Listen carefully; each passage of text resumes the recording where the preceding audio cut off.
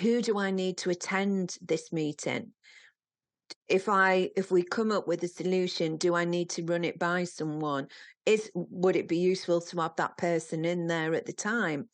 Um, and how might I do it?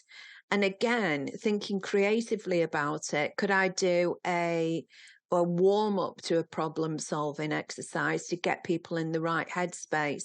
And you'd be able to find, quite a variety of those online. If you just Google problem solving, it could just be 5 or 10 minutes, and that could be your energizer in the first 5 minutes of a meeting.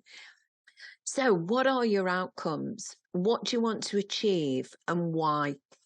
So, if I'm planning a meeting, I need to think, first of all, what is it that I need to achieve and why is that so important? And when do I need to do it? Could it be something that I schedule for a week's time, a month's time? When do I need to consider this?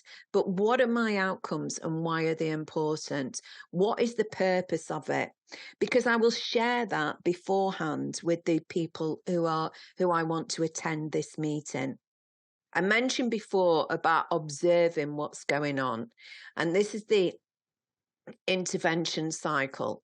So you've got your observations. You may have done a contract about how you're going to work together. What's the purpose of the event? So what do I need to achieve here? And what are people's roles? Well, what do I need to do about it?